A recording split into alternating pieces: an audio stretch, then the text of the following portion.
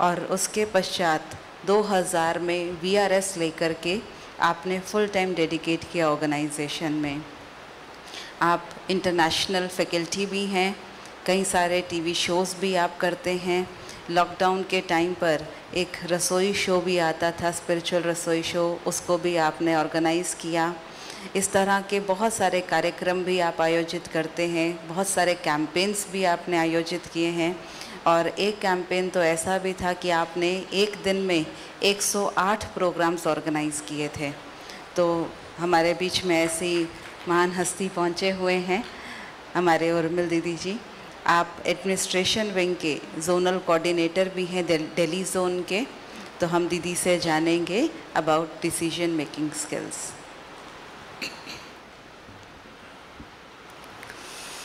ओम शांति। जब हम लोगों को कराते हैं या लोगों के पास जाते हैं तो एक तो होता है कि हम लोग गुड मॉर्निंग, गुड आफ्टरनून ऐसे बोलते हैं, पर कई बार कई ऑर्गेनाइजेशंस ऐसी भी होती हैं जो ओम शांति वर्ड को भी एक्सेप्ट करते हैं। पर कई बार कई लोग ये भी सोच लेते हैं कि जो ओम शांति वर्ड है ना, ये ब्रह्मा कुमारी इसका ग्रीट करने का वर्ड है। तो आप क्या बताते हैं उनको? ओम शांति क्या बताना चाहिए? हाँ, उनमें हम उनको कह सकते हैं कि एक जेंटल रिमाइंडर है that I am being of peace. एक हाई एनर्जी वर्ड है, और जितना इस वर्ड को हम अपने साथ बोलते हैं तो हमें अंदर में बहुत शांति एक्सपीरियंस होती है। तो ये बना कैसे, ये मैं आपकी नॉलेज के लिए पूछ रही हूँ। आप लोगों को मालूम है ये ओम शांति हमारा जो कोड वर्ड है ये बना कैसे? कैसे बोलना शुरू किया हम लोगों ने? या मुरली पर आता है बाप दादा, कैसे शुरू किया पता है? ये आउट ऑफ सिलेबस है लेकिन मैं पूछ रही हूँ। मैं बता देती हूँ कि एक बार ना बाबा बॉम्बे हॉस्पिटल में एडमिट थे। तो उस समय क्या हुआ, रजनी बहन थी जो जयंती बहन की मदर, वो बाबा के बहुत क्लोज होती थी। तो वहाँ पर बाबा से मिलने के लिए हॉस्पिटल में बहुत लोग आते थे। तो लोग पूछते थे कि ये आपके कौन है? तो रजनी बहन जी ने बाबा से पूछा कि बाबा हम क्या बोलें? तो उन्होंने कहा कि आप ये बोलो कि ये हमारे बाप दादा हैं। बाप भी है, दादा भी है। दादा बड़ा भाई माना ब्रह्मा के लिए। फिर उन्होंने ये क्वेश्चन भी किया था कि लोग हमें करते हैं सत श्री अकाल बोलते हैं, जो भी वर्ड यूज़ करते हैं, तो हम क्या शब्द बोलें? तो बाबा ने कहा तुम बोलो ओम शांति। तो तब से हमारा ये एक यूनिवर्सल वर्ड बन गया। और आज सब लोग क्या कहते हैं? हम कम कहते हैं, लोग हमें ज़्यादा कहते हैं कि ये ओम शांति वाले। पहले तो टॉन्टिंग वे में और रिजेक्शन के उसमें देखा करते थे, लेकिन अभी तो लोग बहुत रिस्पेक्ट से देखते हैं। खैर ये तो एक वैसे ही बात सामने आई कि जब हम इस तरह से उनको क्लैरिटी से कोई चीज़ बताते हैं तो लोगों को अच्छा लगता है। बाकी तो बहुत सारे लेक्चर्स आपने सुने हैं, ट्रेनिंग इज़ लाइक रेनिंग हम लोग कहते हैं। बहुत बेनिफिट होता है, इससे हमारा दिमाग खुलता है, हमें वास्टनेस पता लगती है कि दुनिया में क्या क्या होता है और कितनी एक चीज़ की डेप्थ है। तो आज का जो हमारा विषय है वो डिसीजन मेकिंग है। मुझे कहा गया है थोड़ा जल्दी पूरा करना क्योंकि शुरू लेट हो रहा है इसलिए। तो डिसीजन मेकिंग की जहाँ तक हम बात करते हैं, किसी चीज़ पर निर्णय लेना, बचपन से ही हम लोग क्या खाना है, नहीं खाना है, कहाँ जाना है, क्या पहनना है, गर्मी है तो क्या पहनना है, सर्दी है तो क्या पहनना, हर चीज़ के अंदर हम लोगों को निर्णय तो लेना ही पड़ता है। कई बार में सच बोलना है या चला देना है व्यक्ति को, ये भी हमें निर्णय लेना होता है कि अरे भी सच नहीं बोलो, आपने कह दिया ना घर में गेस्ट आ जाएंगे उनको आप चला दो, बोल दो बच्चों वो घर में नहीं है। तो बहुत सी बातों में हमें निर्णय लेने पड़ते हैं। अब कई बार ऐसा होता है कई निर्णय हमारे अच्छे भी होते हैं और कई निर्णय हमारे गलत भी हो जाते हैं। पर बाबा के बनने के बाद हमें सबसे बड़ा बेनिफिट ये हो जाता है कि अगर हमारा कोई गलत भी निर्णय हो जाता है तो हम उसे कैसे लेते हैं? कैसे लेते हैं? पॉजिटिव वे में ले लेते हैं। हम उसको कहते हैं okay there is something good behind it, मुझे एटलीस्ट लर्निंग हो गई, ठीक है ना। तो डिसीजन मेकिंग जो है ये एक बहुत बड़ी पावर बन जाती है अगर हम राइट डिसीजंस देते हैं तो। और आप देखो कई बार कई लोग कहते तुम फलां के पास जाओ, वो तुम्हें बड़ी सही सलाह देगा। दादियों के पास हम लोग आते हैं अपनी लाइफ का डिसीजन भी लेने के लिए, हम उनसे राय लेते हैं, वो भी हमसे करती हैं क्योंकि हमें पता है वो बायस्ड नहीं है बिल्कुल, और वो जो हमें समझाएंगी वो बिल्कुल राइट बात समझाएंगे, इज़न्ट इट। ये सब चीज़ें होती हैं। तो इसीलिए डिसीजन को एक पावर बोला गया है। डिसीजन को क्या बोला गया है? एक पावर बोला गया है। और ये जो डिसीजन जो है पावर के रूप में तब आ जाता है कि जब हमारी थिंकिंग बहुत क्लियर होती है। और आप ये देखिए कि हमें निर्णय लेने की जो ताकत है वो हमें कब चाहिए? इसी समय चाहिए जब चैलेंजेस बहुत ज़्यादा हैं। सतयुग में चाहिए निर्णय शक्ति। सतयुग में तो हमारे पास जो अब नॉलेज है, जो समझ है, वो हमारी विजडम बन जाती है, हम उसके प्रैक्टिकल स्वरूप बन जाते हैं। उस समय हमारे जो सारे एक्शंस होते हैं वो कौन से एक्शंस होते हैं? कौन से होते हैं? राइटियस एक्शंस होते हैं। तो इसलिए अभी हम लोग थोड़ा सा साइलेंस में बैठते हैं। जो एक्टिविटी है छोटी सी है, आप उनको भी करा सकते हैं। तो लोगों का एक माइंड थोड़ा सा जब डाइवर्ट हो जाता है तो उनको अच्छा लगता है। एक छोटी सी एक्टिविटी करते हैं, अपने साथ हम सभी बैठते हैं। अपने मन में आप थोड़ा सा अपने जीवन के बारे में सोचो। अपनी लाइफ में कोई एक ऐसा इंसिडेंट रहा हो सकता है बहुत भी हो, लेकिन कोई एक ऐसा इंसिडेंट जिस इंसिडेंट में आपने राइट निर्णय लिया हो, सही निर्णय लिया हो, और एज ए रिजल्ट आपको बहुत खुशी हुई है। कोई भी। आराम से बैठ जाएं, रिलैक्स होकर भीतर में जाएं। ये मेरा समय मेरे अपने लिए है। पूछें अपने आप से, कुछ समय पहले को याद करें। वह समय बचपन भी हो सकता है और उसके बाद का समय भी हो सकता है, बीके लाइफ का भी हो सकता है। कोई ऐसा इंसिडेंट जिसमें हमने सही निर्णय लिया और हमें बहुत बेहद की खुशी प्राप्त हुई।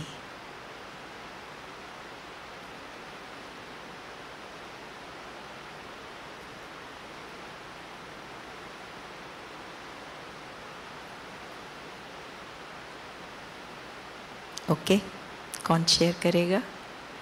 यस, कौन? Yes, very good, please stand up. Thank you.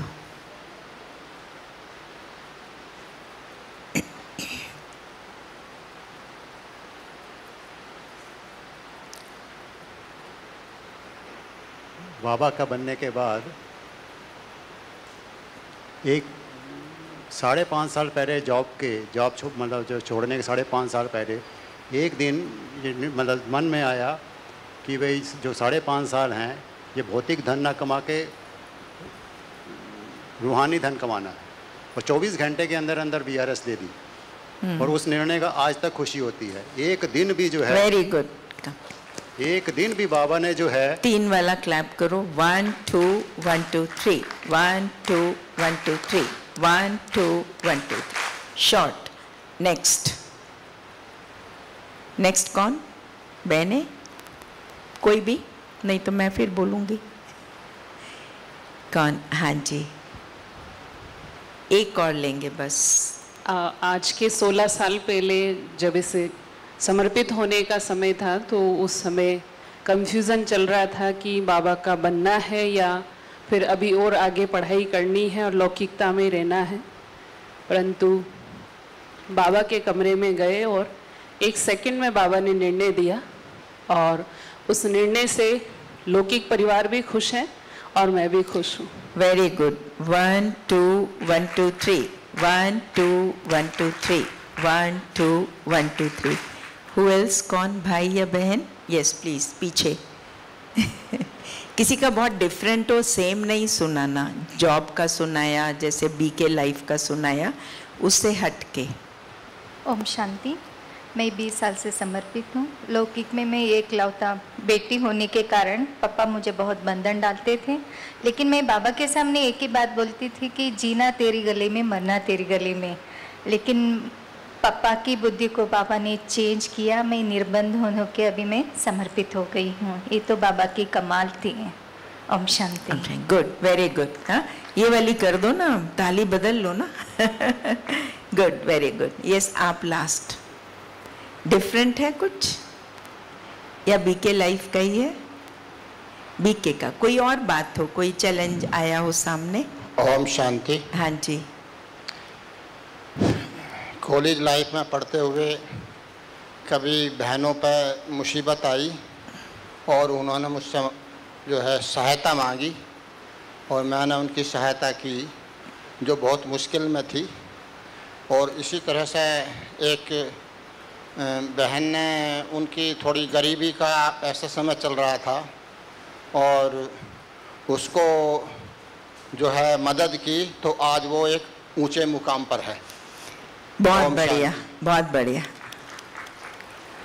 एक मैं भी शेयर करती हूँ जिससे मुझे बहुत खुशी मिली थी। मैं जब एमएससी कर रही थी ना, तो उस समय जो एलएस कोठारी थे वो हमारे हेड ऑफ द डिपार्टमेंट हुआ करते थे और उनके जो फादर थे वो डीएस कोठारी थे, जो कोठारी कमीशन के चेयरमैन थे। ये मैं जो बात कर रही हूँ ना, ये आपसे 78 के आसपास की कर रही हूँ। तो उन दिनों हमारी जो इंस्टीट्यूशन थी वो एक एजुकेशनल इंस्टीट्यूशन नहीं मानी जाती थी, रिलीजियस इंस्टीट्यूशन मानी जाती थी।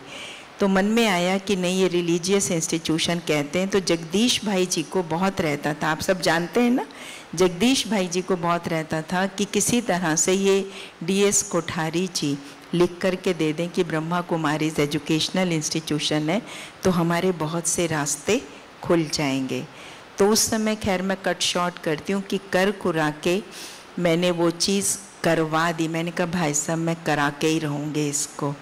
तो उस समय उन्होंने, जब उनकी तबीयत ठीक नहीं थी, तो उस समय जगदीश भाई जी जयपुर में उनके पास गए। वो कोठारी जो थे ना, जयपुर के थे वो लोग। उन दिनों वो जयपुर में थे और हम लोग दिल्ली में थे। तो जयपुर में उन्होंने फिर ये साइन करके वो कागज़ लेकर के आए। उसमें उन्होंने साइन कर दिए that Brahma Kumaris educational organ है। तो मुझे बहुत खुशी हुई थी कि मैंने जो लाइफ में निर्णय लिया कि इस काम को मैं करके ही रहूँगी। कई बार अगर पावरफुल थॉट होता है तो उससे हमें सफलता मिलती है। अच्छा, अब डिसीजन मेकिंग का कई लोग अर्थ पूछते हैं कि भाई इसका मतलब क्या होता है। हम क्लैरिटी के लिए लोगों को बता सकते हैं कि किसी भी चीज़ के आपके पास 2-3 ऑप्शंस हैं और ऑप्शंस में से हम एक चूज़ करते हैं। अब वो हमारी थोड़ा सा इसके ऊपर भी डिपेंड करता है कि हमारा माइंडसेट कैसा है। अब मानो जैसे हमने यहाँ आना था ट्रेनिंग में, तो हमारे मन में कई बातें हैं, जाएं कि नहीं जाएं, जाएं कि नहीं जाएं, नहीं अच्छा तो चले जाते हैं, ठीक है ना। तो कई ऑप्शंस होते हैं, नहीं वहाँ पे भी फंक्शन है, प्रोग्राम है, अभी जन्माष्टमी पूरी हुई है। तो क्या होता है कि कई जब ऑप्शंस हमारे पास होते हैं, बहन की भी तबीयत ठीक नहीं है, तो उसमें से एक बड़ा ऐसा डिसीजन ले लेना और राइट डिसीजन ले लेना, वो एक बहुत बड़ी बात होती है। तो इसलिए हम उनको बता सकते हैं कि एक प्रॉब्लम के कई जो हैं ऑप्शंस होते हैं कि हम उसमें क्या निर्णय लें। तो जो राइट डिसीजन होता है, तो वो राइट डिसीजन हमें बहुत ऊंचाई पे चढ़ा देता है। तो ये एक लाइफ का कंटिन्यूअस प्रोसेस होता है। हर मोमेंट हमें डिसीजन लेना, मुझे क्लास में बैठना है कि नहीं, मुझे मेरा मन नहीं कर रहा, ध्यान से सुनना है कि नहीं, ठीक है हम यहाँ बैठे बैठे नींद कर लेते हैं। You see so many things come in mind. So decision making is a continuous process which goes on throughout the life in the following aspects. एक तो होता पर्सनल लाइफ हमारी होती है। पर्सनल लाइफ में जैसे कई बार होता है मैं जॉब करूं या नहीं करूं, जैसे इन्होंने सुनाया एकदम डिसीजन ले लिया कि नहीं अब बाबा के लिए मेरी लाइफ होनी चाहिए। मैंने भी कुछ ऐसा ही किया, हमारे यहाँ भी VRS आई थी, तो उस समय देखा भी नहीं, बस एकदम सीधा फॉर्म भर के दे दिया कि नहीं मुझे तो गोल्डन हैंडशेक लेना ही लेना और जॉब मुझे छोड़नी है। तो उसके बाद मुड़ कर के नहीं देखा, ऑफिस ही मुड़ कर के नहीं देखा कि ऑफिस में क्या है क्या नहीं है, क्या सैलरी पेंशन कुछ आ रही है कि नहीं आ रही। तो वो मुझे बहुत अच्छा डिसीजन लगता है कि मैंने अपनी लाइफ में लिया और बहुत बढ़िया डिसीजन रहा। तो पर्सनल लाइफ के भी कई डिसीजंस होते हैं। एक बार एक बहन आई, कहने लगी, किसी अथॉरिटी में काम करती थी, कि मैं कई बार सोचती हूँ मैं छोड़ दूँ नौकरी, कई बार मैं सोचती हूँ नहीं छोड़ूँ, फिर मैं सोचती हूँ नहीं थोड़ा सा टाइम है मुझे छोड़ देनी चाहिए। तो मैंने कहा देखो वो तो अच्छी बात है जो आप सोच रही हो कि मैं बाबा की सेवा में समय दूंगी, लेकिन कई बार क्या होता है हमारा मन इतना चलायमान हो जाता है और हम इतने आलसी हो जाते हैं कि हम उस चीज़ को छोड़ने के बाद भी हम अपनी आदतों के गुलाम हो जाते हैं कई बार। तो मैंने कहा इसलिए छोड़ने ना छोड़ने का जो फाइनल डिसीजन है ना, वो आपका पर्सनल होना चाहिए। मैं आपको राय दे सकती हूँ कि हाँ अच्छी बात है, आप आओगी शाम को कोर्सेज कराओगी, मैं एक गाड़ी भी ले लूँगी। मैंने कहा बहुत अच्छी बात है, लेकिन ये जो चीज़ें आप विजुअलाइज कर रही हो, आप इन चीज़ों को कितना प्रैक्टिकल ला पाओगी, ये डिसीजन आपका होना चाहिए, ठीक है ना। तो इसलिए पर्सनल डिसीजंस भी होते हैं जो हमें लेने पड़ते हैं पर्सनल लाइफ में, कि हम मधुबन जाएं, कहाँ रहें, किस सेंटर पे रहें, क्या मेरी लाइफ होगी। बहुत सी बातें हैं जो पर्सनल डिसीजंस हमको लेने पड़ते हैं। इसी तरह से फैमिली एंड सोशल लाइफ में भी लोग मुझे एक्सेप्ट करेंगे कि नहीं, सेंटर पे मुझे एक्सेप्ट किया जाएगा कि नहीं, वो मेरे साथ कैसे बिहेव करेंगे, बहुत सी बातें मन में आती हैं। तो इन चीज़ों से भी हमें छलांग लगानी पड़ती है, इज़न्ट इट। तो एक लेवल ये भी आता है कि हमें फैमिली, लौकिक फैमिली को कैसे डील करना है, कैसे उनके साथ हमें स्ट्रांग होकर के चलना है, वहाँ हमें स्ट्रांग लेकर के ही कई बार डिसीजंस लेने पड़ते हैं जब हम बहुत बंधन में होते हैं। मुझे भी याद आता है कि हमारी लौकिक फैमिली बहुत बंधन डालती थी, नहीं निकलने देती थी, लेकिन कुछ एक युक्तियाँ अपनाई और अपना करके जब निकल आए तो पूरी फैमिली कहती है कि आपने बहुत अच्छा किया, आपकी लाइफ बहुत अच्छी है। तो वो भी एक लाइफ का बहुत बड़ा डिसीजन होता है, इज़न्ट इट। तो ये हम सब ने लिया ही है कि बाबा के बच्चे बन गए, और अब इस लाइफ में हम लोग कैसे चल रहे हैं वो एक दूसरा पड़ाव हो जाता है। अब इसी तरह से हम प्रोफेशनल लाइफ की अगर हम बात करते हैं तो प्रोफेशनल लाइफ के अंदर में भी क्या होता है कि कई ऐसी रूल्स एंड रेगुलेशंस होते हैं जो गवर्नमेंट सेट करती है, जैसे सेफ्टी के लिए होते हैं, या हम लोग कहें वेस्ट मैनेजमेंट के लिए होते हैं, हेल्थ रिलेटेड कई इश्यूज होते हैं। तो ऐसी चीज़ों के अंदर हाँ, ऐसे समय में हमें ये सब चीज़ों के बारे में सोचना पड़ता है। क्योंकि मैं ये सब चीज़ें क्यों बता रही हूँ कि कई बार हमें वास्टनेस नहीं पता होती। हम कहीं जा रहे होते हैं, कॉरपोरेट्स में जा रहे हैं लेक्चर करने के लिए, या हम लोग किसी इंडस्ट्री में जा रहे हैं, तो हमें उनके कुछ इश्यूज़ भी पता होने चाहिए कि उन लोगों के क्या क्या इश्यूज़ होते हैं, कहाँ कहाँ प्रॉब्लम्स आती हैं, हम उनको वहाँ पे क्या क्या एग्जाम्पल दे सकते हैं। अगर हम उनकी इंडस्ट्री के हिसाब से हम उनको एग्जाम्पल्स नहीं देते हैं तो भी उनको लगता है कि ये तो आए और अपनी बात करके चले गए, हम तो इससे कहीं कनेक्ट नहीं हो रहे। होता है कि नहीं होता है ऐसे? तो वो जब हमारे साथ कनेक्ट नहीं होते हैं, उनको अपनी कोई प्रॉब्लम का सॉल्यूशन नहीं मिल रहा होता है, तो फिर वो क्या होता है कि हमारे साथ कनेक्ट नहीं होते। एक दो लेक्चर करा लेंगे लेकिन उसके बाद वो कराने में सोचते हैं। एक बार ये मेरा एक्सपीरियंस रहा कि एक कोई भाई आए थे, वो किसी कंपनी में डायरेक्टर थे, तो हमने उस कंपनी के अंदर उस भाई का लेक्चर रखा और वहाँ पर उसके जो एमडी थे वो खुद बैठे थे। तो उस एमडी ने कहा कि मैं इनके साथ कनेक्ट हो पाया, जो कभी सिस्टर्स को बुलाते थे उनके साथ वो कनेक्ट नहीं हो पाते थे। क्यों नहीं कनेक्ट हो पाते थे? क्योंकि वो उनकी जो इश्यूज होते थे, उनकी जो प्रॉब्लम्स होती थी, वो उनको एड्रेस नहीं करती थी, क्योंकि उनको समझ ही नहीं है कि यहाँ की प्रॉब्लम्स क्या होती हैं। तो अब जैसे मानो यहाँ पर सेफ्टी और हेल्थ के बारे में है, अब जैसे मानो इंडस्ट्रीज़ हैं, इंडस्ट्रीज़ में क्या प्रॉब्लम्स होती हैं? गवर्नमेंट के सेट रूल्स तो हैं। क्या सेट रूल्स हैं गवर्नमेंट के? कि आपको जो है सेफ्टी किट पूरी पहननी है, हेड टू नीचे तक पहननी है, ठीक है ना। फेस पे भी कुछ पहनना है, यहाँ भी कुछ पहनना है, पाँव के अंदर भी जूते पहनने हैं, यहाँ भी कुछ काम ऐसा कर रहे हैं तो जैकेट्स पहननी है, मानो कंस्ट्रक्शन का काम हो रहा है। अभी एक कंपनी के अंदर कुछ काम चल रहा था कंस्ट्रक्शन का, तो उधर क्या हुआ कि सीवेज भी तो बनती है ना, कंस्ट्रक्शन जो होता है उसमें मेन होल्स वगैरह बनते हैं, तो उसके अंदर में क्या हुआ, ईंट रोड़े वगैरह काफ़ी चले गए। अब बात आई क्या कि इसको क्लीन करना है, तो क्लीन करने के लिए जो उसमें गया उसने फेस पे कुछ नहीं पहना हुआ था, वहाँ पे काम भी चलता था लेकिन कंस्ट्रक्शन करा के कुछ एक्सटेंड कर लेते हैं ना वर्क को, तो क्या हुआ कि वो ऐसे ही गया तो वहाँ से उसमें मीथेन गैस बन गई, वो सांस नहीं ले पाया, तो क्या हो गया, डेथ हो गई। तो अब कई बार क्या होता है कि इस चीज़ पे हमें उनका ध्यान खिंचवाना चाहिए कि देखो आपकी इंडस्ट्रीज़ में कुछ इस तरह के प्रॉब्लम्स आ सकते हैं, है ना, तो वहाँ पर हमें एक डिसीजन मेकिंग हमारे अंदर में राइट तब आ पाती है जब हम अंदर में वैल्यू ओरिएंटेड होते हैं।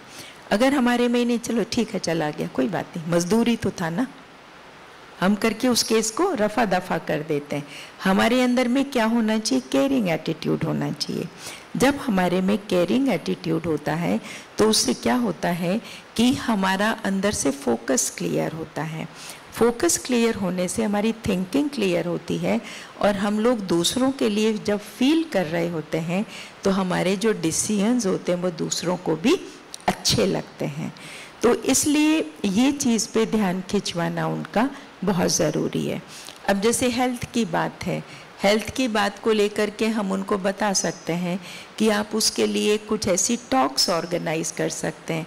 हम देखते हैं कि टॉप टू लोअर लेवल तक, top level, middle level, lower level, सब लेवल्स पर लोग क्या करते हैं, शराब लेना, गुटखा खाना, लोअर लेवल पे जाएं, बीड़ी सिगरेट पीना। तो इन चीज़ों की अवेयरनेस के लिए कुछ प्रोग्राम्स हम लोग उनको सजेस्ट कर सकते हैं कि भाई ये प्रोग्राम्स हम लोग नहीं करते, क्योंकि कई इंडस्ट्रीज़ जो होती हैं वो बहुत ज़्यादा वर्क कॉन्शियस होती हैं। मुझे याद आता है एक इंडस्ट्री में हम लोग गए थे, हमने उनको ऑफ़र किया था कि आप अपने यहाँ पर ना एक मेडिटेशन रूम बना लो। आप मेडिटेशन रूम बनाएंगे तो उससे आपके जो वर्कर्स हैं कंटिन्यूस काम करते रहते हैं, उन्हें एक छोटा सा ब्रेक मिलेगा तो आपकी वर्क एफिशिएंसी बढ़ जाएगी। तो उन्होंने मुझे कहा कि आप कहते हैं वर्क एफिशिएंसी बढ़ जाएगी, हमारे यहाँ तो अगर 5 मिनट हम किसी वर्कर को इधर से उधर कर देते हैं तो इससे क्या होता है कि हमारा बहुत बड़ा प्रोडक्शन का नुकसान हो जाता है। तो मैंने कहा ठीक है, तो फिर आप ऐसा करें कि आप बना दें, जब वो शुरू में आते हैं तो उस समय वो आएँ तो उस समय बैठें, 2 मिनट बैठ कर के जाएँ, और फिर उसके बाद में जब उनका लंच ब्रेक होता है उसमें वो 5 मिनट वहाँ साइलेंस में बैठें। फिर शाम को जाते टाइम क्या प्रॉब्लम रही, क्या मेरी अनबन रही किसी के साथ, उस समय वो बैठें। तो उसको वो आइडिया स्ट्राइक हो गया कि हाँ ये चीज़ ठीक है।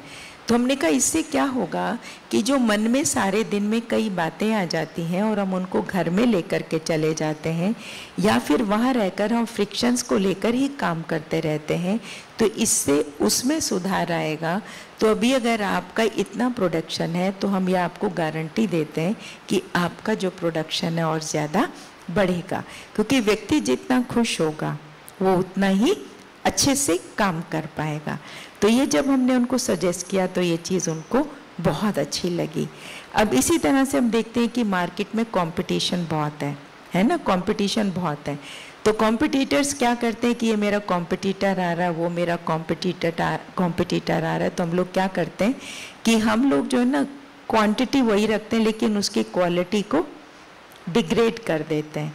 अब हम ये नहीं सोचते कि हम लोग कहते हैं this world is a family, but where is the practical outlook. हम लोग उनका आकर्षण जो है इन बातों की तरफ कराएं। हम लोग वैल्यू बेस्ड सोसाइटी की बात करते हैं, वैल्यू बेस्ड एडमिनिस्ट्रेशन की बात करते हैं, लेकिन ये सब चीज़ें तो हमारे यहाँ पर है ही नहीं। तो जब तक हमारे जीवन में ये चीज़ें नहीं आएंगी तब तक हम राइट डिसीजंस भी नहीं ले सकते हैं।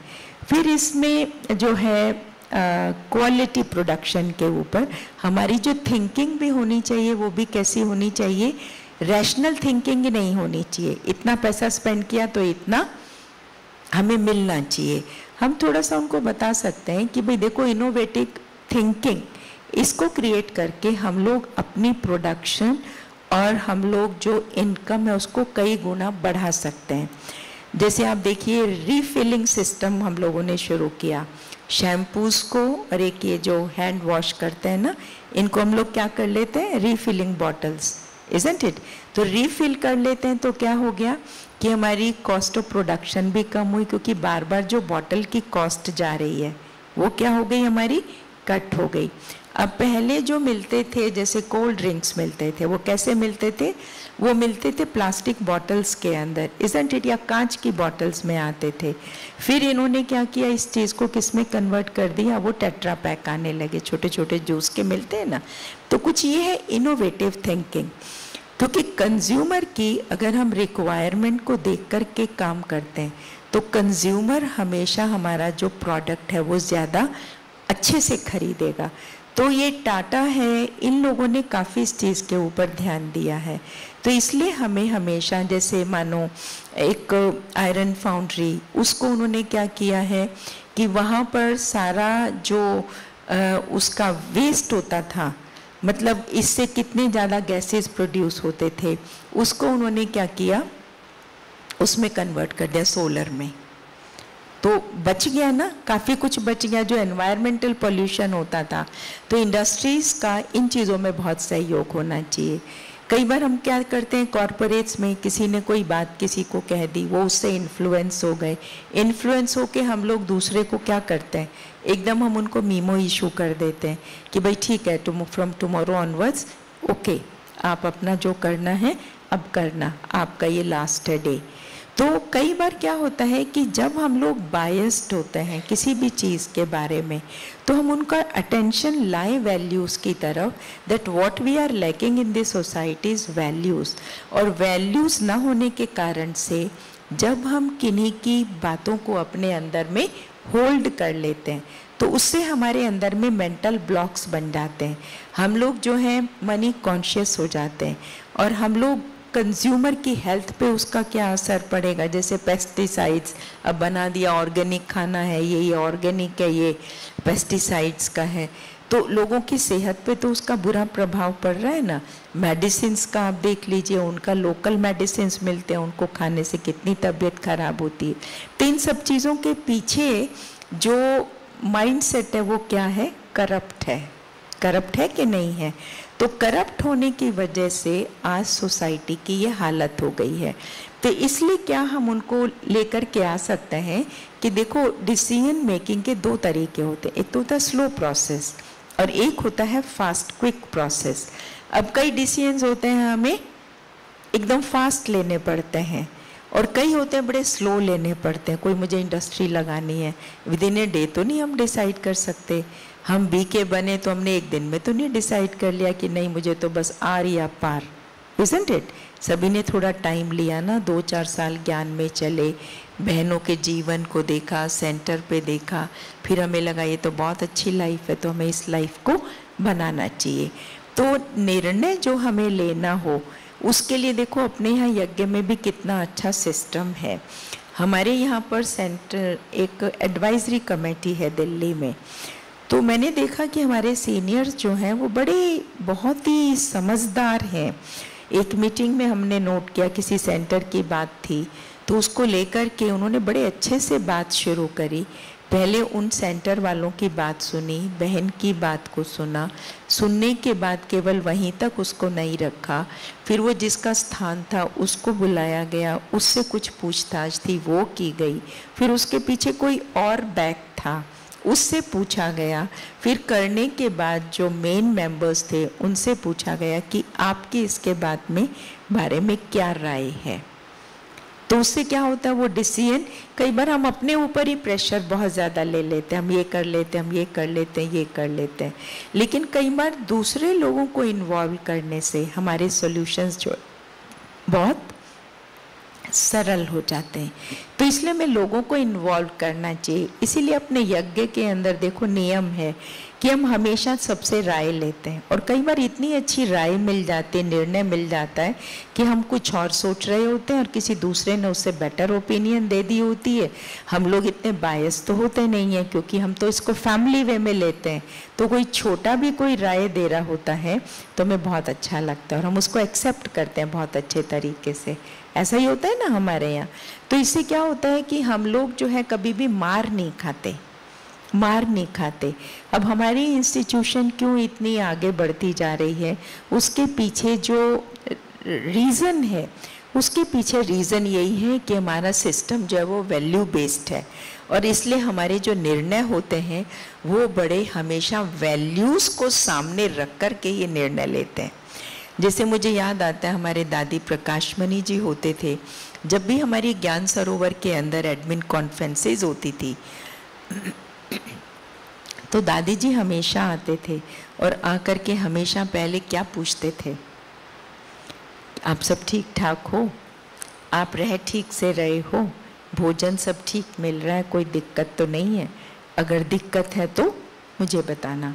मेरे साथ एक डॉक्टर शिवरमन, एक बहुत सीनियर IAS आए हुए थे, वो भी उसमें थे, एज स्पीकर थे। तो मुझे कहने लगे, कहते कि उर्मिल देखो ये है एडमिनिस्ट्रेशन, इन्होंने हमारा दिल जीत लिया। हम तो अपने एडमिनिस्ट्रेशन में कभी ये बात ही नहीं करते, हम तो बस सीधा गए क्योंकि आई एम द बॉस, गए अपना लेक्चर किया, टॉक किया और हम सब वापस आ गए। ये होता है। जगदीश भाई भी कैसे इम्प्रेस हुए थे जब संस्था में आए थे। तो दोपहर का टाइम था, वो आए, एक बहन ने पूछा आप धूप में आए हो, कि उनका पानी पीना, कहते नहीं खाली पानी नहीं, पहले पापड़ खाओ फिर पानी पीना। आत्मीयता, प्रेम भाव, ये वैल्यूज़ हैं। अगर हम सही निर्णय लेते हैं और वो बायस्ड नहीं है हमारा, तो वो सेल्फलेस सेवा हमारी दूसरों को भी भगवान का बनाने के निमित्त बन जाती है। और यदि हम लोग अपने वर्कर्स की हेल्थ का ध्यान रख रहे हैं, हम उनको कुछ ऐसे इंसेंटिव और बेनिफिट्स दे रहे हैं, तो उससे क्या हो जाता है, हम उनको अपना बना लेते हैं हमेशा के लिए। ऐसा होता है ना, हमेशा के लिए हम उनको अपना बना लेते हैं। इसलिए जो डिसीजंस हैं वो दो तरह के होते हैं। कई बार कई बातों में स्लो भी चलना होता है, थोड़ा सोच समझ के बताएंगे, और कईयों में fast, yes very clear, okay ठीक है। अब डिसीजन मेकिंग का प्रोसेस क्या होता है, डिफाइनिंग द प्रॉब्लम। मेरे सामने ये प्रॉब्लम है कि ये जिज्ञासु आता हमेशा मुझे परेशान करता है, ये व्यक्ति ये काम करता नहीं है, बोलता ज़्यादा ऑफिस में, ठीक है ना, मेरे सामने ये प्रॉब्लम है, दूसरों को दबाता और अपने आप के साथ बॉसिज्म बहुत करता है, मेरे सामने ये प्रॉब्लम है। अब ये प्रॉब्लम है तो उसको एनालाइज करें हम। ये एक जनरल डिसीजन मेकिंग का प्रोसेस है। किसी के सामने किसी भी तरह की प्रॉब्लम आती है तो फिर हम उसको एनालाइज करें कि ये व्यक्ति मेरे साथ ही ऐसा क्यों करता है। अब इसका कंपनी में वो ऐसा कर रहा है तो क्या सॉल्यूशन है, कि मुझे पता लग गया 4 लोगों से, तो वाकई में ही हम थोड़ा उसको ऑब्जर्व करने की कोशिश करें कि ये वाकई में ये ऐसा करता है या लोग इसको गिराने की कोशिश तो नहीं कर रहे। काम की रिपोर्ट तो इसकी बड़ी अच्छी है, और यदि वो वाकई में ही करना है तो हमारा डिसीजन क्या होना चाहिए, क्या होना चाहिए, as father of the organisation हम उसको अपने पास बुलाएं कि बच्चे क्या बात है, कोई प्रॉब्लम है क्या, आउटपुट आपकी निकल नहीं रही है, आप ऑर्गेनाइजेशन के लिए काम कर रहे हैं, आप आउटपुट देंगे तो आप जॉब में रहेंगे, नहीं तो फिर ऑर्गेनाइजेशन आपको कभी हटा भी सकती है। जब हम थोड़ा सा उसको वार्निंग दे देंगे तो क्या होगा, वो अलर्ट हो जाएगा, क्योंकि आजकल हर एक को पता है कि जॉब नहीं मिलती है। पर हमने यहाँ क्या किया, एक वैल्यू को सस्टेन किया। एक है मैंने सुना और उसको फायर कर दिया कि क्या बात है, बिना सुने बिना कुछ देखे हमने किसी को फायर कर दिया।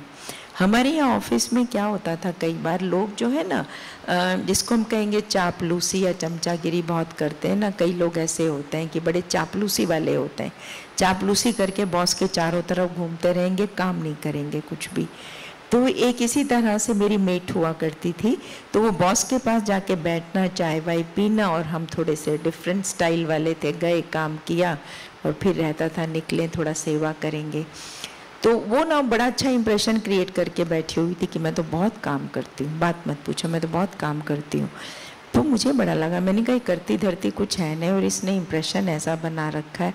पर मैंने कहा देखो कहने का भी कोई फ़ायदा नहीं है, कितना बोलोगे आप किसी के लिए। तो मैंने बाबा को कह दिया, मैंने कहा बाबा थोड़ा मन में ख्याल आता है, अब आप जैसे ठीक समझो। तो देखो भगवान सुनता है। फिर क्या हुआ, हमारे यहाँ पर ऑडिट करने के लिए कुछ आए और उन्होंने, उस समय वो मौजूद नहीं थी और बाई चांस मैं ही मौजूद थी, तो उन्होंने पूछा कि भाई इन मशीन्स की कितनी कितनी आउटपुट है। तो मैंने बताया कि इन मशीन के द्वारा इतने में इतने चेक्स निकल जाते हैं। तो जब उसको बताया कहते इतने चेक से किसकी आउटपुट है, मैंने कहा मेरी है। फिर मैंने धड़ल्ले से बोला, मैंने कहा मेरी आउटपुट है। तो वो जो बॉस थे वो कहते तुम्हारी आउटपुट है इतनी, मैंने कहा यस। फिर मैंने लास्ट में जब वो चले गए ऑडिटर्स, तो मैंने उनको बोल दिया, मैंने कहा सर देखने में और सुनने में 4 उंगली का अंतर होता है। आप दूसरों की बात को सुन लेते हो और उसी को राइट मान लेते हो। इस सीट पे बैठ के आपको ऐसे नहीं करना चाहिए।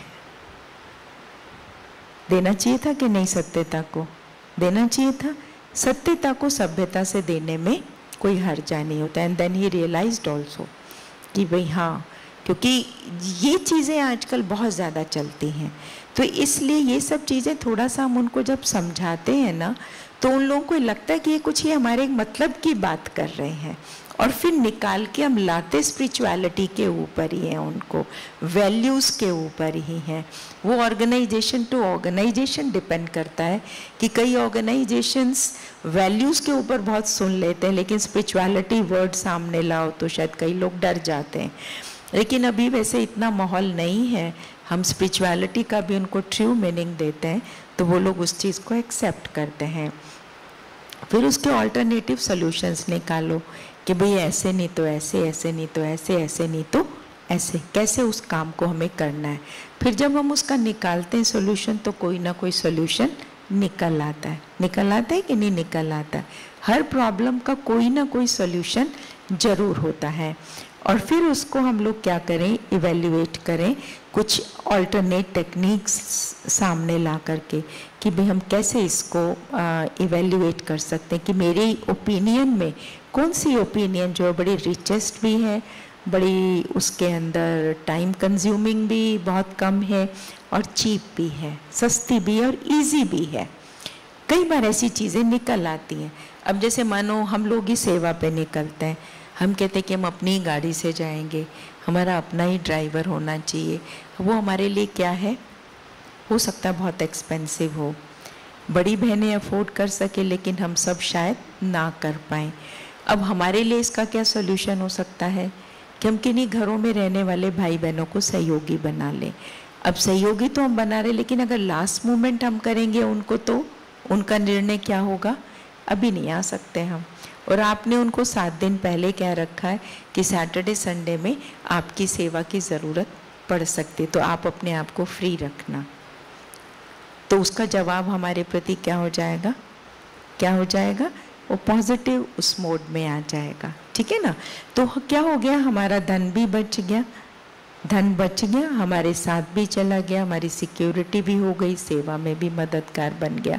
तो ये निर्णय जो हम लेते हैं ना, छोटे छोटे निर्णय लाइफ में, ये बड़े हमें समझदार बना देते हैं। इसलिए हमें बड़े निर्णय कोई लाइफ में वो तो कभी कभी होते हैं। कभी हमने डिसाइड कर लिया कि हम तो आश्रम पे रहेंगे, एक बहुत बड़ा निर्णय था, लाइफ का था। बाकी तो छोटी छोटी बातों के डिसीजंस आते हैं, और यदि हम लोग सेंसिबल होकर के इन चीज़ों पे, कई बार इकोनॉमी के इश्यूज आ जाते हैं, अगर उसमें भी मैन पावर हमारे यहाँ कम है तो हम कैसे काम करें, उसमें भी हमें निर्णय लेना होता है। एक बार एक बहन मेरे पास आई, उसने सात्विक रसोई देखा होगा, कहती दीदी मुझे ना आपसे एक बात पूछनी है। मैंने कहा क्या? कहती ना मैं ना सेंटर पे अकेली रहती हूँ, अब भोग बनाना होता है, मैं अकेली क्या क्या करूँ सवेरे, तो मैं परेशान हो जाती हूँ। मैंने कहा क्यों? मैंने कहा भोग बनाना होता, बाबा का बनाना होता, प्यार से बनाना होता है। मैंने कहा तुम ये सोच कि तुझे क्या बनाना है।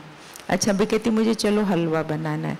मैंने कहा हलवा बनाना, आप सूजी को पहले दिन भून के रख सकते हो, किसी माता की ड्यूटी लगा के रखो कि वेडनेसडे को आपको आके इतने बजे सूजी भूननी है, वो भूनेगी कि नहीं? कितने लोग ऑफर कर देते हैं, पानी को पहले नाप के रख दो, चीनी को उसके अंदर डाल के रख दो, कर सकते हैं कि नहीं? मैं तो ऐसे ही बनाती, भगोने में ही चीनी डाल दी, पानी डाल दी, अक्खा तक गया, अच्छी तरह से उसमें लेके सूजी डाल दी। आपको खड़ा होना पड़ा, हलवे के पास होना पड़ा, 200, 250, 300 का आराम से हलवा बना सकते हो आप ऐसे। हार्डली चलते फिरते आपने उसको एक बार अच्छे से मिला दिया, चला दिया, सिम करके थोड़ा खदका, उसको बंद कर दिया।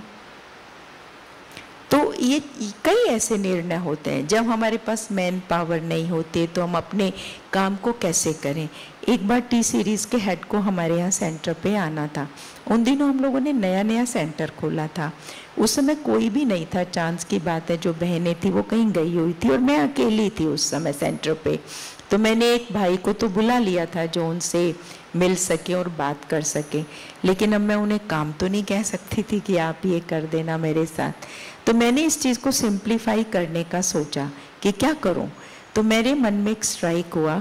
मैंने क्या किया, चाय बनाई, थर्मस में भर के रख ली, टोली जो थी वो बना के वहाँ रख दी, पानी का गिलास भी सामने टेबल पे रख लिया। अब वो आए बैठे, कहते वाह कमाल है, मेरे तो टेबल तैयार है पहले से ही। तो लोग खुश हो जाते हैं इस बात से। तो ये निर्णय अच्छा रहा कि नहीं रहा, बेस्ट डिसीजन। इसी तरह से एक बार एक IAS ऑफिसर को आना था, तो हमें लगा कि इनको खिलाएं क्या, ज़्यादा आइटम्स नहीं थे, 2 थे। तो हमने उसकी टेबल को बहुत सुंदर से सजा दिया और सजा करके उसमें 2 आइटम्स डिस्प्ले कर, कहते आज तो मज़ा आ गया डाइनिंग टेबल पे खा के। सही निर्णय रहा कि नहीं, इकोनॉमी भी रही और साथ में वो व्यक्ति भी संतुष्ट हो गया। तो इस तरह से कई बार हमें डिसीजंस लेने पड़ते हैं। अब एक बार एक व्यक्ति आए थे, उन्होंने कहा मैं नहीं जाऊंगा सेंटर, कोई लेके आए। तो अब निर्णय लेना था कि उसने कहा मैं 10 मिनट के लिए सिर्फ जाऊंगा। तो मैंने कहा ठीक है 10 मिनट के लिए आए, कोई बात नहीं। अब वो 10 मिनट के लिए आए तो मैंने क्या किया, उनको पता था कि ये BKs में इतने इंटरेस्टेड नहीं हैं। तो मैंने उनको कहा कि मैंने कहा इस बिल्डिंग का जो भी ड्राइंग देखता है ना उसको बहुत अच्छी लगती है, तो आओ मैं आपको सेंटर घुमाती हूँ। तो घुमाते घुमाते मैंने कहा ये हम लोगों का सिटिंग रूम है, ये विजिटर्स लाइक दैट, उनको दिखाया। और मैं नीचे बेसमेंट में लेके गई, एग्जीबिशन थी। तो मैंने कहा इसी तरह से हम लोग जो आते हैं उनको हम दिखाते हैं। तो वो शिव शंकर पे आए तो फिर कहने लगी ये क्या है, उनका नाम शिव था। तो मैंने कहा बताओ शिव शंकर में क्या अंतर है। कहते मुझे तो नहीं मालूम, आप बताओ। मैंने कहा नहीं आपका टाइम हो रहा है। कहते नहीं मैं नहीं जाऊँगा, पहले मुझे आप ये बताओ। तो कुछ एक लोगों को ऐसे टैकल करो, कुछ एक लोगों को ऐसे टैकल करो। हर तरीके से हमें टैकल करना आना चाहिए। एक व्यक्ति आए मोटरोला कंपनी के, वो हेड थे, कहने लगे मैं ना सिर्फ 10 मिनट रुक सकता हूँ। मैंने कहा मैं आपके 7 मिनट लूँगी, इज इट ओके? कहता हाँ। तो मैं उनको कुछ टिप्स दे देती थी चैप्टर्स के। आज भी वो चेन्नई में स्टूडेंट हैं, काफ़ी अच्छी पोस्ट पे काम करते हैं। उनकी वाइफ भी जो है मेडिकल कॉलेज के अंदर डायरेक्टर है। तो कहने का भाव ये कि कई बार हम सोचते हैं कि हम बहुत लंबी स्पीच कर लें, कई बार हम सोचते हैं कि हम किसी को बहुत ज़्यादा सुना दें तो ही हम सेवा करेंगे। नहीं, आपके वर्ड्स अगर किसी को इम्प्रेस कर सकते हैं तो 5 मिनट में भी कर सकते हैं, और नहीं कर सकते तो 1 घंटे की स्पीच में भी वो लोग कहेंगे हम बोर हो गए इस व्यक्ति से, है ना। तो किलोमीटर लॉन्ग, इसका एक एनेक्डोट है, kilometre long and centimetre deep. ये नहीं होना चाहिए, इतना सा दो लेकिन उसमें डेप्थ होनी चाहिए।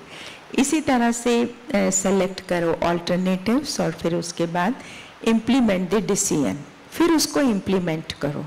ठीक है, अभी जैसे हम लोगों के कई जगह जन्माष्टमी में कई बार प्रोग्राम्स आ जाते हैं, इधर उधर जाना पड़ जाता है, तो उसके एकदम ही अगले दिन वीरवार का भोग था। तो एक किसी ने बोला बड़ा भोग है ये भी, तो शुरू में सोचा नहीं बहुत टायरिंग हो रहा, हम नहीं कर पाएंगे, कि एक नए सेंटर का उद्घाटन भी था। तो फिर हमने कहा हम उनसे बात कर लेते हैं कि इसको नहीं करेंगे, हम अगले में कर देंगे। तो ठीक है, तो मान गए। कई बार क्या होता है कि हम लोग ये छोटे छोटे डिसीजंस जो है ना, इनको बड़ा कॉम्प्लिकेटेड बना लेते हैं। अब वो हो गया, वो शिफ्ट हो गया, तो हम लोग लाइट हो गए, फिर उस हिसाब से हम कुछ भी कर पाए। तो इस तरह से हमें डिसीजंस को फिर हम उसको फॉलो करो, फिर फीडबैक ले लो। कई डिसीजंस में फीडबैक लेना भी ठीक होता है कि भाई मैंने ये कहा, जैसे दादी पूछती रहती थी कि हमने ये डिसीजन दिया और ये ठीक रहा कि नहीं रहा, कोई ये बात ऐसे तो नहीं रही जो मैंने कोई ज़्यादा बोल दी हो, ज़्यादा कह दी हो। तो दादी भी बड़ों को बुला करके पूछती थी, सबको कॉन्फिडेंस में लेती थी। तो उससे क्या होता है, हमारी टीम जो है वो स्ट्रॉन्ग बनी रहती है।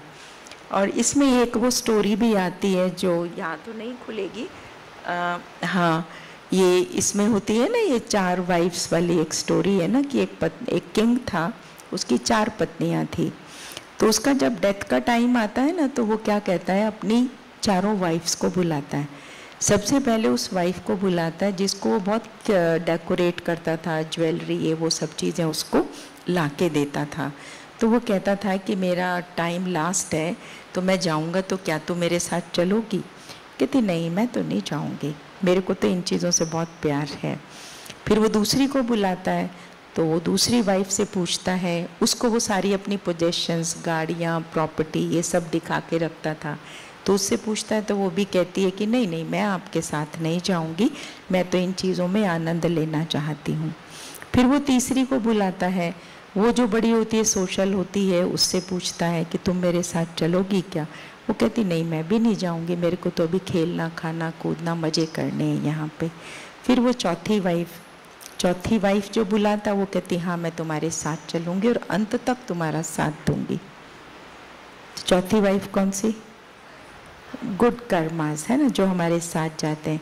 और जो फर्स्ट वाइफ थी वो क्या थी? धन दौलत, ठीक है ना, जिसके पीछे हम उनको बता सकते हैं कि हम लोग भाग्य रहते हैं, हम राइट डिसीजन नहीं लेते हैं, कि दिस इज़ द टाइम जिस समय हमें जागने की ज़रूरत है।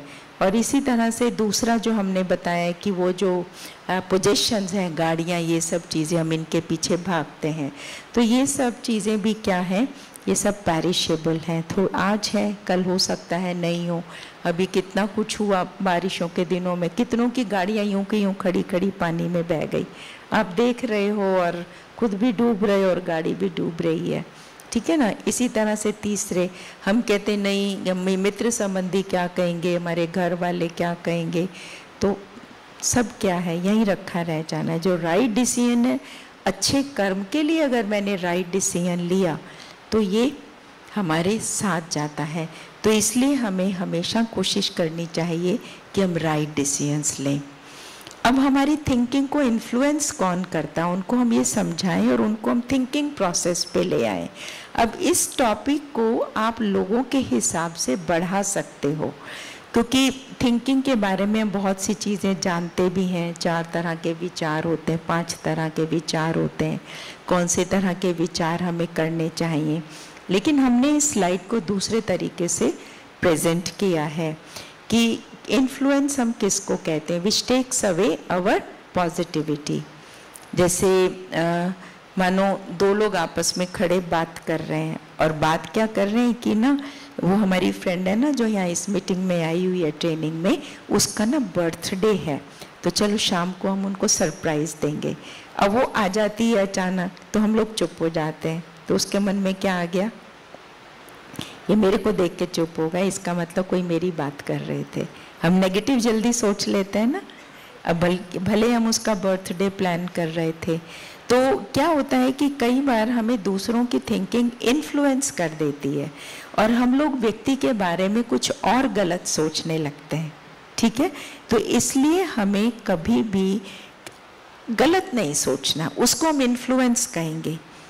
बड़ी दीदी ने ऐसा कहा, छोटी ने ऐसा कहा, मेरे बॉस ने शायद ऐसा कहा, हो सकता है उसने कहीं से सुना और उस बात को वैसे ही दे दिया हो सकता है कि वो बात ऐसे ना हो, तो हम क्यों पकड़ के बैठ जाते हैं।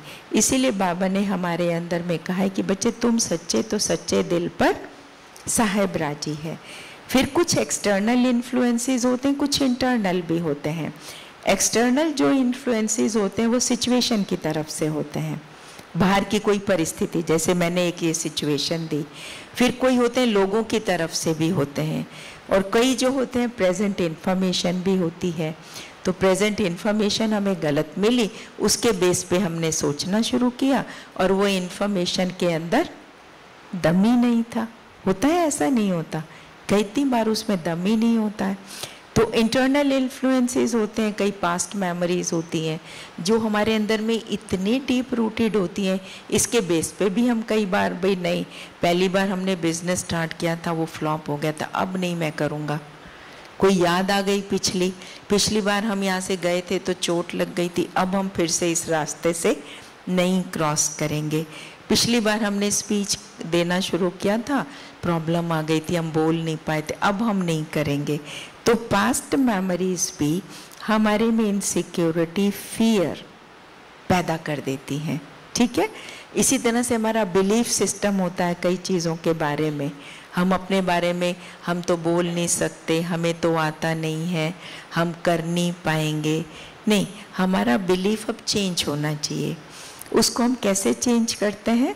उसको हम चेंज करते हैं जब हम अपने अंदर में जो पास्ट फाइल्स हैं उसको हम न्यू फाइल से रिप्लेस करते हैं। न्यू फाइल से हम रिप्लेस कैसे करते हैं? हम लोग पॉजिटिव अफर्मेशंस देते हैं जो बाबा ने दी है। हम कर सकते हैं, हमसे हो सकता है, ऐसी बात नहीं है, पहले भी हमने किया है, ठीक है। अब एक ये छोटी सी एक्टिविटी है, वर्कशीट है, इसको आप अपने साथ कर सकते हैं। इसमें 3 क्वेश्चंस हैं कि कोई भी ऐसे व्यक्ति का नाम जो बड़ी जल्दी आपको इन्फ्लुएंस कर देता है और हम उसके प्रभाव में आ जाते हैं। लिख लो, कोई भी उसकी बात सामने आई, बस हम उसके प्रभाव में आ गए। फिर हमारी थिंकिंग कैसी हो जाती है? कोई व्यक्ति हमें अच्छा नहीं लगता तो मन में आ जाता है ना, ये मुझे पसंद नहीं है, मेरे टेस्ट का नहीं है, इसको देख के मुझे रिपल्शन होती है। तो मेरी थिंकिंग कैसी हो गई? पॉजिटिविटी से उसने मुझे क्या किया? दूर कर दिया। तो उस व्यक्ति का नाम लिख लो।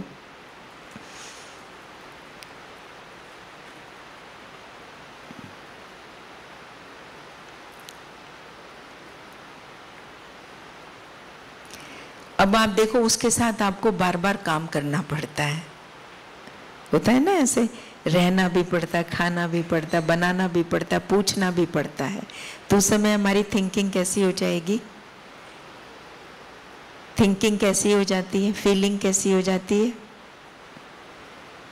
सैड हो जाएगी, लो फील करेंगे, जेलसी की हो जाएगी, ये व्यक्ति तो निकल जाए या हम यहाँ से कहीं चले जाए तो अच्छा है। तो इसलिए बाबा ने जो ये हमें महामंत्र दिया है ना कि किसी भी परिस्थिति में पॉजिटिविटी को हम लोग ना छोड़ें। नेगेटिव मन में आने लगता है, हम उसको किसी ना किसी तरह से ख़त्म करने की कोशिश करें। Right approach for good decision making. 2 तरह की अप्रोच है ना कि बाहर के इन्फ्लुएंस हमारे जीवन को प्रभावित कर रहे हैं। बाहर के इन्फ्लुएंस माना बाहर का जो हम कहेंगे चकाचौंध है, ये हमें प्रभावित कर रहा है।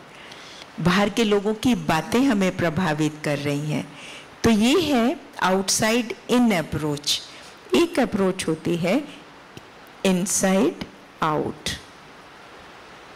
हम अंदर की स्थिति में स्थित होकर के हम बाहर की परिस्थिति के साथ डील कर रहे हैं। तो उस समय क्या होगा? हमें ये लगे कोई बात नहीं, आ जाइए, बात चली जाएगी, जैसे आई है वैसे चली जाएगी। There is something good behind it, what I have to learn from this situation. जब हम ऐसे सोचने लगते हैं तो व्हाट विल हैपन? हमारी सारी जो चीज़ें हैं, बातें हैं, वो ऑटोमेटिकली ख़त्म होती चली जाएंगी। फिर इसके बाद हम उनको इंटरनल प्रोसेस क्या होता है डिसीजन मेकिंग का, क्योंकि ये मेंटल ब्लॉक्स जो है इनको हमें ख़त्म करना है। तो उसमें इसके ऊपर तो मैं समझती हूँ सभी समझा सकते हैं ना, माइंड, इंटेलेक्ट, संस्कारास के ऊपर, कि हमारी थिंकिंग फैकल्टी है, ये लॉ ऑफ ऑल पॉसिबिलिटीज़ पे काम करती है। थोड़ा सा उनको उनकी लैंग्वेज में बोलते हैं तो लोग उन चीज़ों को एक्सेप्ट करते हैं। तो लॉ ऑफ पॉसिबिलिटीज़ पे मन कैसे काम करता है? हमारे मन में हर तरह का विचार आता है, अच्छा भी आता है, बुरा भी आता है। तो हम उनको जब ये बता देते हैं कि हमारे मन में हर तरह के विचार आते हैं, तो ये विचारों पर फिर निर्णय कौन देता है कि what is right, what is wrong? बुद्धि देती है। तो प्रेफरेंस कौन देता है? बुद्धि देती है। लॉ ऑफ प्रेफरेंस पर कौन काम करता है? हमारी इंटेलेक्ट काम करती है, ठीक है ना। और फिर हमारे जो डिसीजंस होते हैं वो फिर डिसीजंस माना संस्कार्स, वी इम्प्लीमेंट दो संस्कारास। तो वो हमारे अनएजुकेटेड लेबर की तरह होते हैं। जैसे कि मैंने कोई बात सोची, यस और नो, बुद्धि ने निर्णय दे दिया नो ये नहीं करना, ये करना है, तो वो ऑटोमेटिकली किस में मोड में आ गए हम, ऑटोमेटिकली वो इम्प्लीमेंट हो जाएगा, ठीक है ना। तो हम बताते हैं कि mind works like an advocate and the intellect works like an जज। जज की तरह काम करती है, तो हमें जज बनना है, वकील नहीं बनना। मन में तो आएंगे हर तरह के थॉट, लेकिन अभी हम बाबा के बच्चे जो हैं वो इन सब तरह के थॉट से ऊपर उठ करके हमारे पॉजिटिव एलिवेटेड थॉट्स बहुत ज़्यादा बढ़ जाते हैं। अब सेल्फ एक्सप्लोरेशन का बेनिफिट क्या, उनको बताना पड़ेगा कि भाई क्यों आपको ये डिसीजन मेकिंग आप लोगों को हर जगह करनी पड़ती, इससे आपको बेनिफिट होने वाला क्या है। जब आप ये अपने आप को अंदर से देखना शुरू करते हो तो हमें पता पड़ता है कि हमें क्लियर क्यों नहीं दिख रहा, किसी सिचुएशन में हम लोग सही डिसीजन क्यों नहीं ले पा रहे, एक ले पा रहा है दूसरा नहीं ले पा रहा, कारण तो है ना उसके पीछे कोई। तो जब हम उसके बेनिफिट्स लोगों को बताते हैं कि इससे हमारा जो पोटेंशियल है अंदर का वो आपका निखर के आएगा। जैसे हम सबका पोटेंशियल बढ़ा है कि नहीं बढ़ा, बढ़ा है ना सबका पोटेंशियल, और इसमें हमारा जो रिस्पॉन्ड टूवर्ड्स द सिचुएशन है वो भी बदलेगा। बदल गया ना हम सबका, या वैसे ही रिएक्ट करते हैं, वैसे ही रिएक्ट करते हैं जैसे पहले करते थे, या ये सोच के चलते हैं कि भाई ये तो करना ही पड़ेगा, ऐसे तो बोलना पड़ेगा, रौब तो दिखाना पड़ेगा। उस समय हम अपने को समझाएं, हो गया कोई बात नहीं, लेकिन फिर अपने को समझे बाबा ने इस समय क्या बोला, बाबा ने इस समय क्या बोला है। उस समय हमारा ये डिसीजन होना चाहिए कि हम बाबा के यज्ञ में आए हैं तो किस लिए आए हैं, किस लिए आए बाबा के यज्ञ में। बाबा के यज्ञ में हम लोग इसीलिए आए हैं कि हम राइट डिसीजंस को ले सकें और अपने जीवन को हम लोग एक रोल मॉडल बना सकें। और इससे बताएंगे कि हमारे रिलेशनशिप्स भी आपके बहुत अच्छे हो जाएंगे, हम इसे निभाएं, उससे निभाएं, नहीं निभाएं, क्या करें, आपको कुछ सोचना नहीं पड़ेगा, सब आपके दोस्त हैं और कोई आपका दोस्त नहीं है।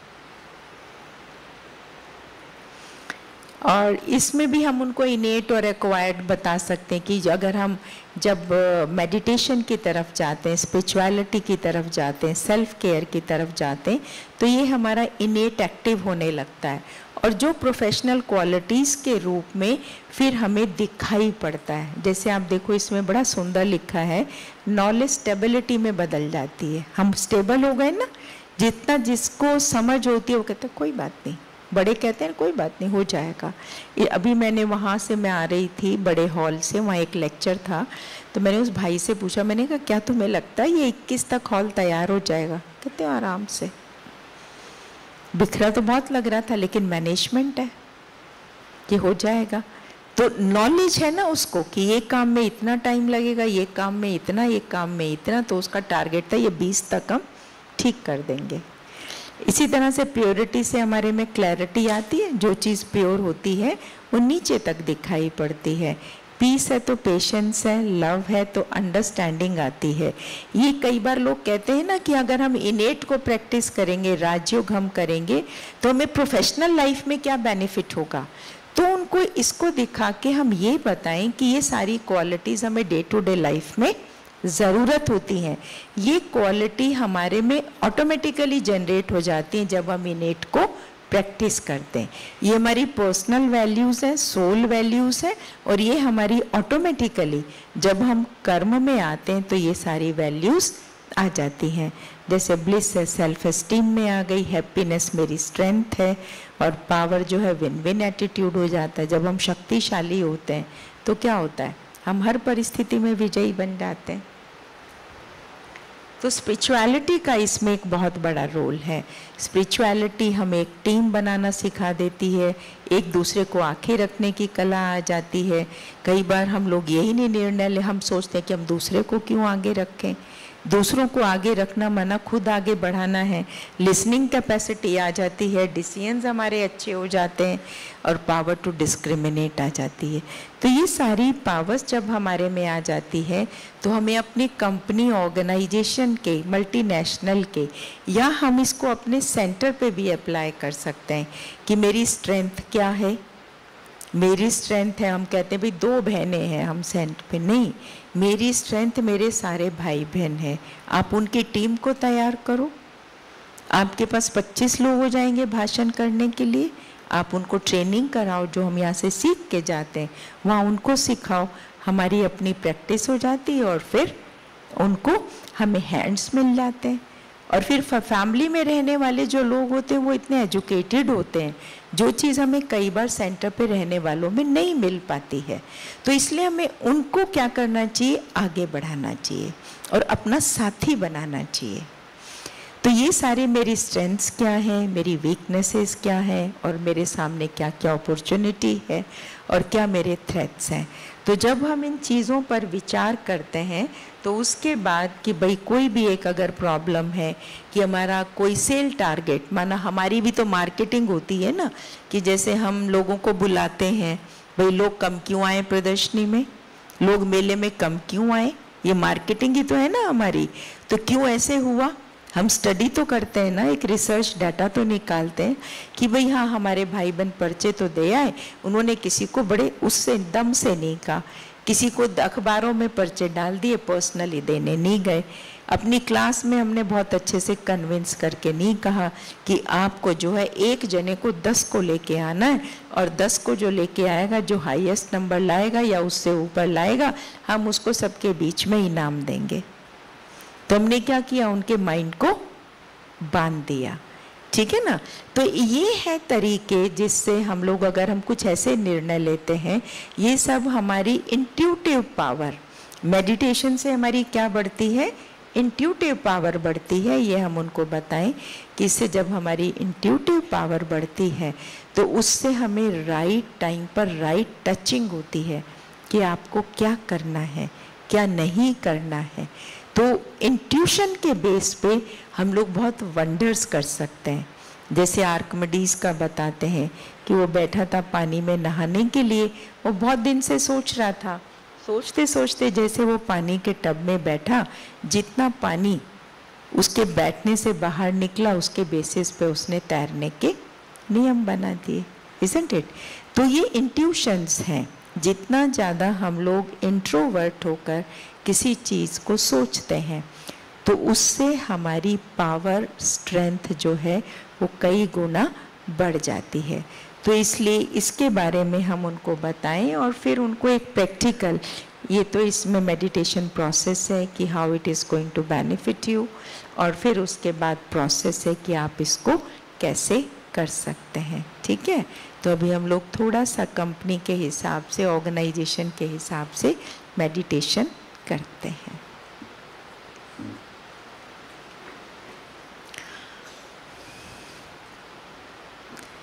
सभी आराम से रिलैक्स होकर बैठ जाएं।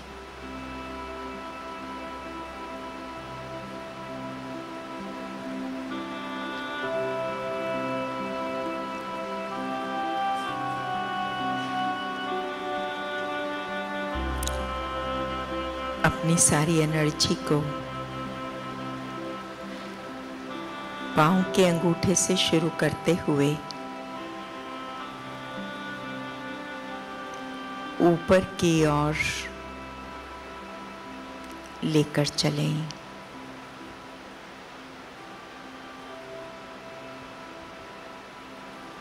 पाँव को रिलैक्स कर दें।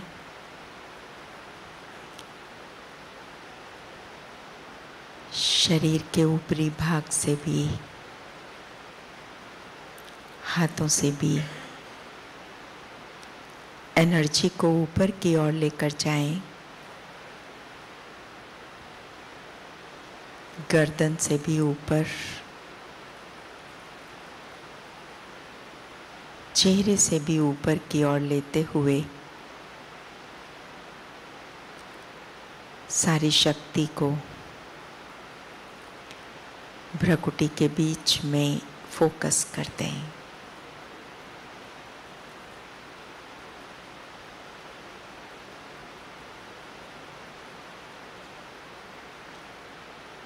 विचारते स्वयं को, I am the master. am the controller, controller of physical senses as well as subtle senses, mind, intellect and sanskaras.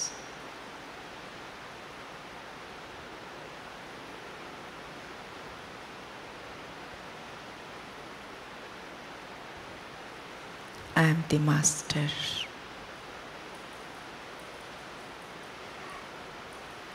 अभी अपने सामने अपने साथ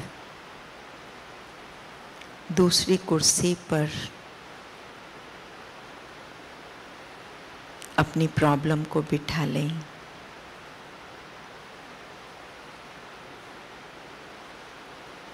प्रॉब्लम हमारी अपनी भी हो सकती है या किसी ऑर्गेनाइजेशन में हम टॉक दे रहे हैं तो वो अपनी प्रॉब्लम को इमर्ज करेंगे।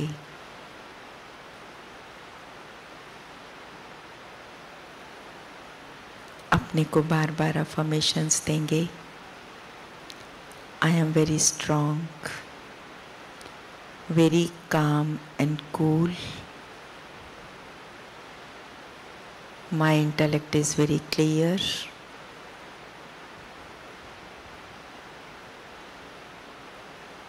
ऑटोमेटिकली हम महसूस करेंगे स्थिति ऊंचा होने से प्रॉब्लम छोटी हो जाती है।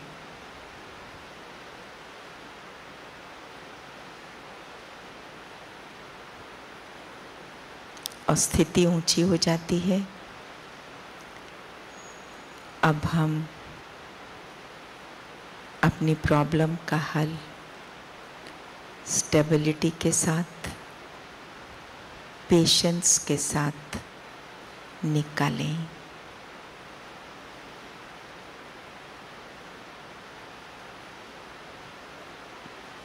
हम पाएंगे कि हम एक बहुत अच्छा सॉल्यूशन उस प्रॉब्लम का निकाल पाते हैं।